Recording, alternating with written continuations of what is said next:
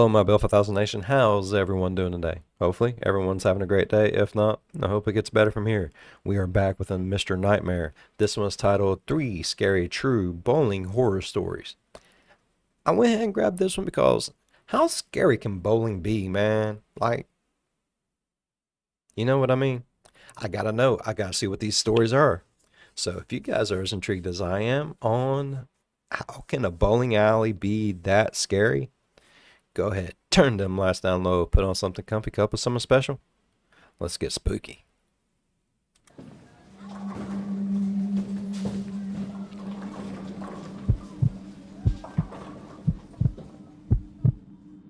I used to go bowling quite often with my friends when I was young. Me too. Talking like 12, 13. Me There too. was a bowling alley down the block from my friends and I, and Me so too. we'd go there on weekends. The bowling alley has been closed for years, but when it was open, it was super cheap and affordable. Perfect for a bunch of young teenagers who didn't have money of their Yeah. own.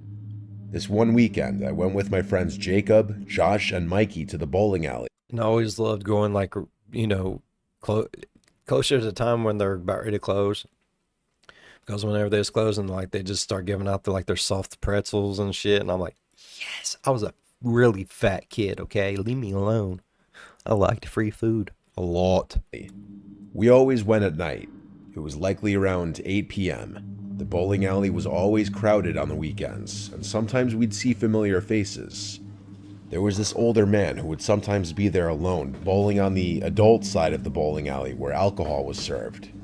We always played on the non-alcoholic side. How we took notice to that man was because he'd sometimes just weirdly walk down the entire bowling alley, passing every lane, watching people bowling. Then we'd notice him end up back at his lane all by himself. We nicknamed him Creeper Bob after maybe the third time seeing him. Tonight there was a lane open next to us, and guess who out of nowhere sat next to us? Bob, or whatever his real name was, but I'll keep referring to him as Bob. He Okay. was setting up a game on the lane next to us by himself, and it wasn't long until he started trying to talk to us. He started making comments on our form, and every so often interrupting our conversation to tell us weird things like how long he's been coming here. Then eventually he said something really weird, that he watches us play every weekend from across the bowling alley, and he decided to come over and introduce himself tonight. He played it off like he was trying to be some kind of bowling teacher to us, but really it was just annoying and most of all uncomfortable. Bob at one point entered our lane as I was up to bowl, and he grabbed my wrist with his hands to position me into an allegedly better form. I never gave him permission to touch me, nor did I ask for his Right? guidance. That's not, no. We Don't were do only that. like 13 though. None of us stood up and said, "Yo, get lost," or something like that. I could just feel the unease amongst my friends. Every moment of that man touching me, I felt more and more disgusted. We cut our night at the bowling alley short because of him. We used the money that we would have used on more games on getting pizza instead at a pizza place further out the block. When we came out, Jacob and Mikey went their own way since they lived on a different block. Josh and I walked back down the other way in the direction of our houses. As we did, the sound of a car engine starting made us turn around. We noticed an old SUV like a Ford Explorer banging a three-point turn. We both imagined the possibility of it being Creeper Bob. The SUV started slowly tailing us as we walked down the street, so we picked up our pace. Then the SUV pulled up right alongside us, and the window rolled down. Nope. It was in fact the man from the bowling alley.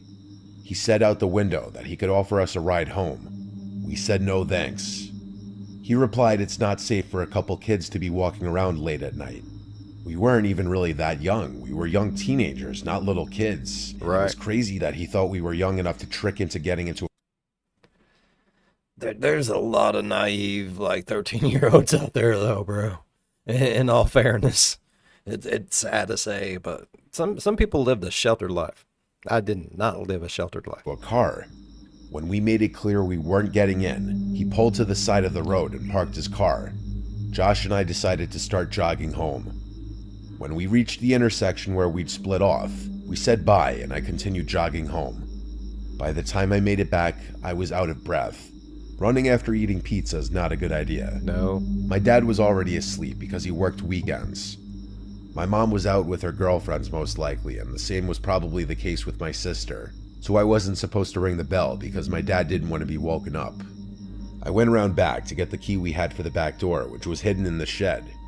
When I got out from the shed, I thought I heard something, and I should have listened to my gut. I went to the back door to unlock it, and as I opened the door, I heard the sound of someone running up behind me. Before I could fully turn around, someone pushed me inside the house, covering my mouth and wrapping their arm around my neck. What the fuck? I wasn't able to see who it was because I couldn't turn my head. I scratched and clawed at the man's hand until I could move my mouth just enough out of the grip of his hand and scream, "Dad." I may have only been 13, but I was able to put up enough of a fight to get him to lose his grip a few times, allowing me to scream. This undoubtedly scared him off as he finally let go for good and ran outside. I didn't look back. I ran up the half flight of stairs to the main floor and yelled for my dad. My dad came rushing out of his room, and after telling him what just happened, he checked the backyard and all around the property and then came back inside. I told him about the man from the bowling alley, how we nicknamed him Creeper Bob, how he followed Josh and I in his SUV after admitting to stalking us at the bowling alley. My dad filed a police report and tried getting the bowling alley to release the video surveillance from that night, but they refused. I was never allowed to go back there after my mom found out about this. Not that I'd ever want to. The crazy thing is, technically, I can't say with 100% certainty that the man who came in behind me and grabbed me was the man from the bowling alley. But realistically, how slim are the chances that it wasn't him? Exactly.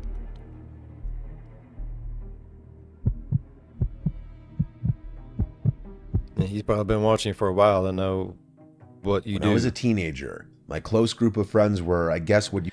Because evidently he knew he goes into the shed, gets a key. He knew he'd go through the back door because, like, I don't know how most houses are, but, you know, in neighborhoods like that, you know, you have the main road in the front, then you usually have houses, and then you have, like, an alley, and then you have other houses on, you know, road going this way, houses going this way, alley going this way, more house, you know what I mean? But there's normally an alley that can take you to your backyard. That's how it's been in any city I've lived in.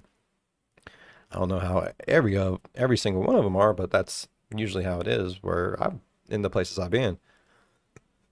So this feller must have been watching him for a minute to know that he goes to the back of the house, gets in the building, goes through the back door, because he was already back there. Like you didn't hear the car pull up or nothing. So he must have just went ahead and drove back there and was like, I'm getting that one.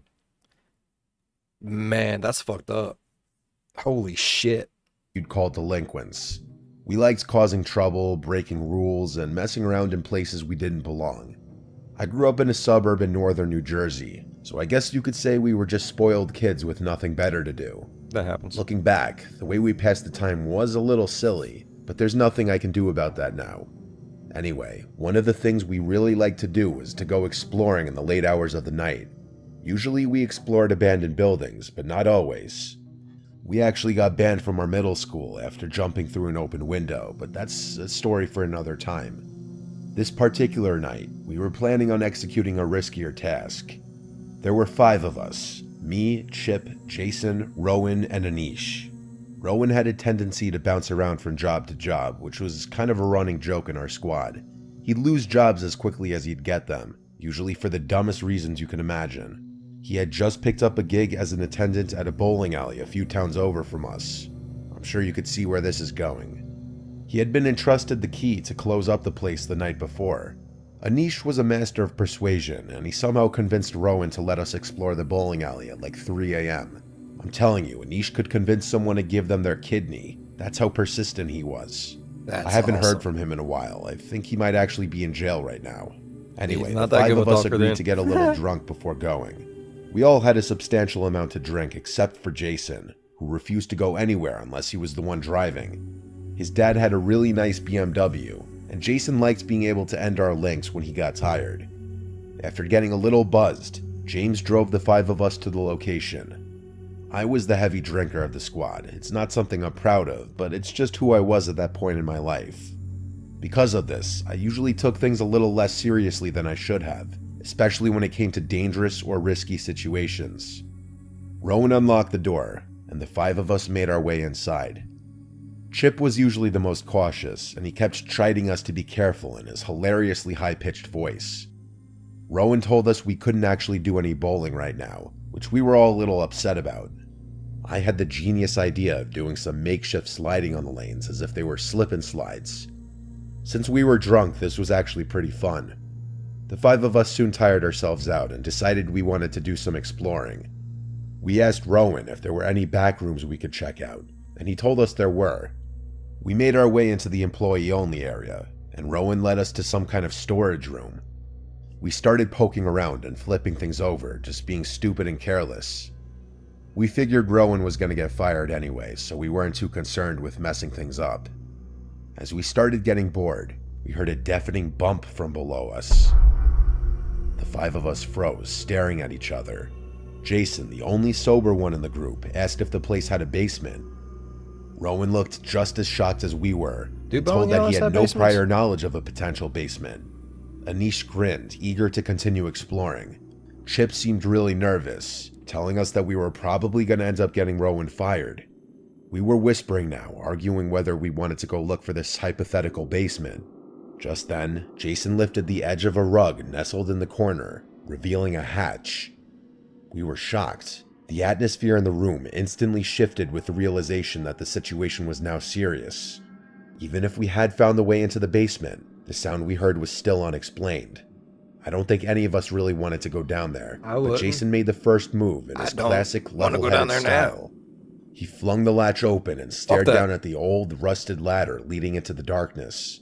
"Screw this," whispered Chip, motioning for us to leave. I agree, 100%. Jason ignored him and went for the stairs. He pulled out his phone and shined the flashlight into the blackness. Without another word, he descended into the abyss. I could tell Rowan, Anish, and Chip were a little scared, understandably. I still had a lot of liquid confidence, so I decided I'd go next. Anish followed behind me, and Rowan brought up the Don't you love how, like, everyone else is like, nah, but it's like, man, I still got that warm whiskey filling my belly. Hold my beer. We got this. Chip refused to come down with us. The 4 of us pulled out our phone flashlights and began exploring the basement that had been hidden for some reason. It was filled with dust and cardboard boxes, stacked up to the ceiling. There was nothing else down there, or at least that's what we originally thought. Anish noticed a door in the corner, and we walked over to it. Jason put his hand on the handle, but a split second before he was going to open it, we heard a distinctive bump come from the other side, which sounded identical to the one we heard earlier. We looked around at each other, with horrified looks on our faces. I could tell we were all thinking the same thing. An animal, maybe? No shot, it was too loud to be an animal. I was pretty freaked out at this point and turned away to leave. Like an idiot, Jason cracked the door open, revealing another storage room. That's not all that was in there, though. In the corner of the room, there was a human figure sitting on the ground with its legs crossed, facing away from us. We were frozen in place, utterly terrified. After a full minute of stagnance, the person in the corner of the room banged their head against the wall, explaining the sounds we had been hearing. I began tiptoeing to the ladder, careful not to make any noise. The rest of my friends turned around and began doing the same, clearly filled with terror. Just then, Rowan tripped on a piece of junk on the floor and then cursed. The person in the room yelled, and we ran. Jason and I were up the ladder in a split second, with Anish close behind. Chip was leaned over the hatch, concerned with what he was hearing. Anish made it up, and the 3 of us ran out of the room. We heard Rowan scream, "Get off me!" but Anish and Jason were too terrified to turn back. I ran back into the room and saw Chip chucking a metal pipe down the hatch, which was followed by a demonic scream. Rowan scrambled on the ladder, and Chip grabbed his wrist, yanking him up. Rowan ran toward me while Chip slammed the hatch shut.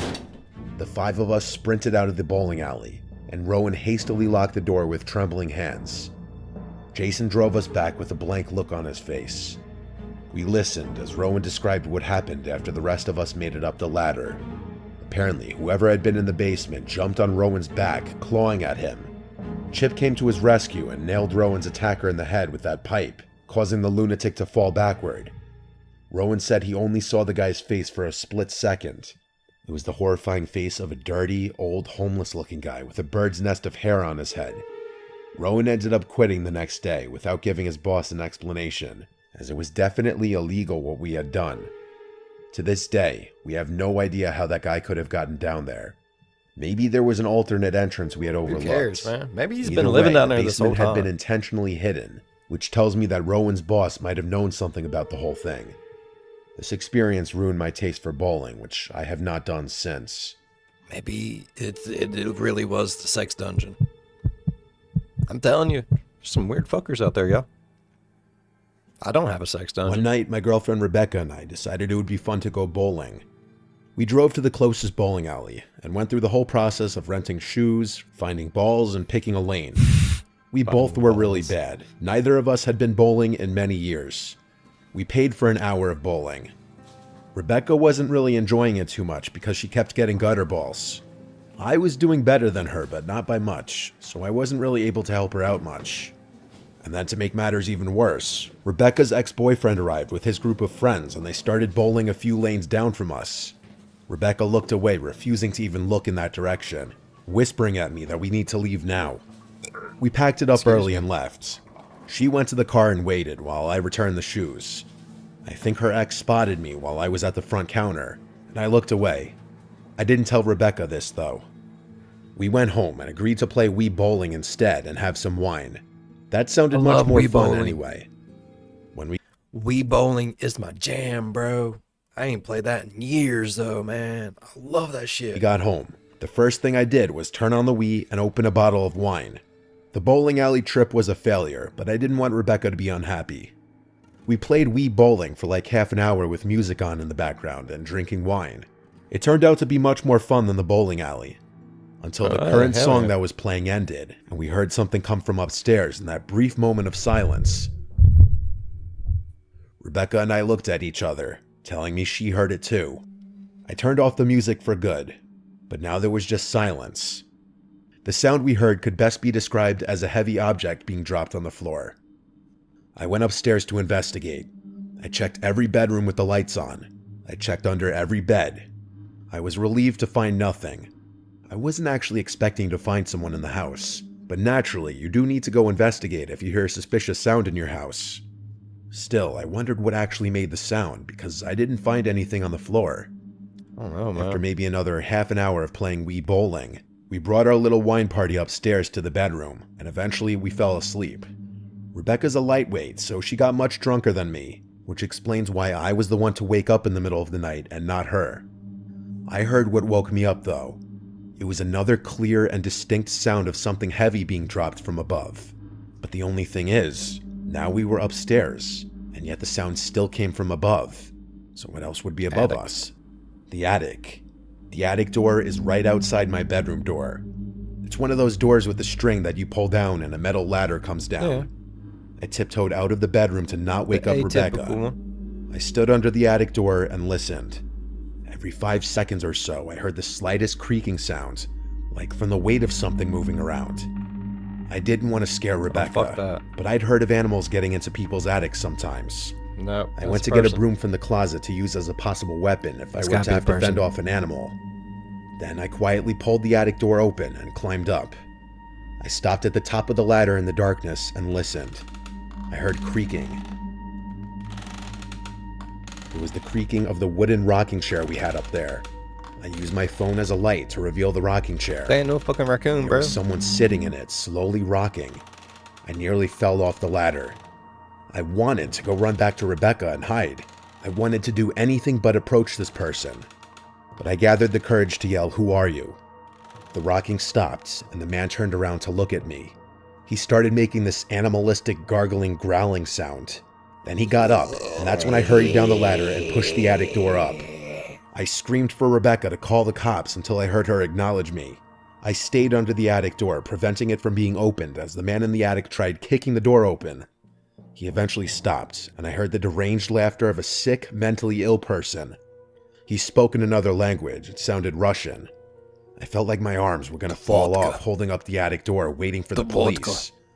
When they finally arrived, Rebecca went downstairs to let them in. From here, it was the job of the police officers to go up there and remove the man. Rebecca and I waited in the living room, sitting on the couch next to each other, until we saw them bringing the man out through the living room to the front door in handcuffs. The way the man looked at me said everything. He was a dangerous, mentally ill person. His stare was full of hatred and craziness, with a hint of confusion. His lip contorted in this bizarre way that would almost make you think he were drunk. Whatever happened with him, we don't know. We didn't press civil charges, but I'm sure he was I would. charged criminally if they didn't deem him to be insane. This happened in the summertime when we keep the windows open, and so it was most likely that he squeezed through one of the Don't windows in the keep your backyard. windows open, man. I I'm know not it's sure why he nice, picked but our damn. house. We may just have been the unlucky house he stumbled across. Or not. Oh, I love that. I love three-story fucking stories, man. I do. All right. Mr. Nightmare coming in clutch. Okay. I've I didn't think it was possible. I was wrong.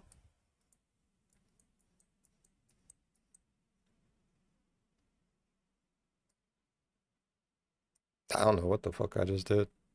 My bad. There was something on my thing. I was just wiping it off, and then just shit went whoop. All right, I really enjoyed today's story. If y'all enjoyed today's story as much as I did, please go down there, leave a thumbs up. It really does help the channel grow. While you're down there, if you want, go on over and slap that subscribe button as well. Become part of the Bill 5000 Nation. We do some crazy stuff here, like seriously. If we're not doing crazy stuff here, we're definitely doing it over on the Discord. So if you haven't already, go over and check out the Discord.